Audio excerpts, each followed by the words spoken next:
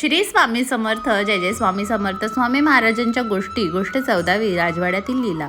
श्री स्वामी समर्थांचे पुष्कळ भक्त होते. राजांपासून रंकांपर्यंत, अशिक्षित माणसांपासून विद्वान माणसांपर्यंत. अक्कलकोटचे राजे मालोजी राजे यांची सुद्धा स्वामींवर रडळ भक्ती होती.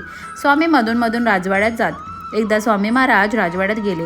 देवघरात जाऊन बसले. राजसाहेबांना हे कळल्याबरोबर ते स्वामींच्या दर्शनाला आले. तेथे स्वामींचे आणि राजांचे बोलणे चालू होते. देवघरात पुजारी बुवा देवासाठी गंध उजाळीत होते. तेवढ्यात एक उंदीर आला आणि समईतील वात खाऊ लागला. पुजारी बुवांना हे पाहिले. त्यांना राग आला. रागाने त्यांनी चंदनाचे खोड उंदरावर फेकले. उंदीर तात्काळ मेला. मेलेला उंदीर बाहेर टाकण्यासाठी पुजारी बुवा बाहेर जाऊ लागले.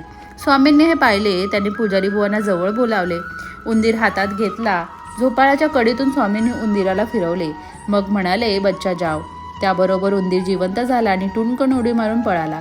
हा चमत्कार राजांनी आणि पुजारी बुवांनी पाहिला. स्वामींच्या अद्भुत लीलेचे ते अवाक झाले. या अद्भुत चमत्कारानंतर पुन्हा असाच एक चमत्कार स्वामींनी केला. एकदा स्वामी महाराज राजवाड्याच्या बागेत हिंडत होते. सहज त्यांचे लक्ष एका हुजाराकडे गेले.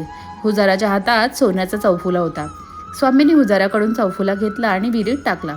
मालोजी राजांनी हे पाहिले, पण ते काही बोलले नाहीत. स्वामी समर्थांवर त्यांचा विश्वास होता.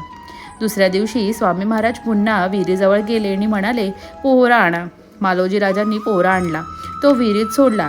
पोहरा विहिरीतून वर आला. सगळेजण उत्सुकतेने पाहू लागले. पोहऱ्यात सोन्याचा चौफुला चमकत होता आणि आश्चर्य असे की चौफुल्यात लवंग, वेलदोडे, सुपारी या सर्व वस्तू जशाच्या तशा होत्या. रात्रभर पाण्यात राहून सुद्धा जराही भिजल्या नाहीत. अशा प्रकारे स्वामी महाराजांनी आणखीन एक अद्भुत लीला सर्वांना दाखवली.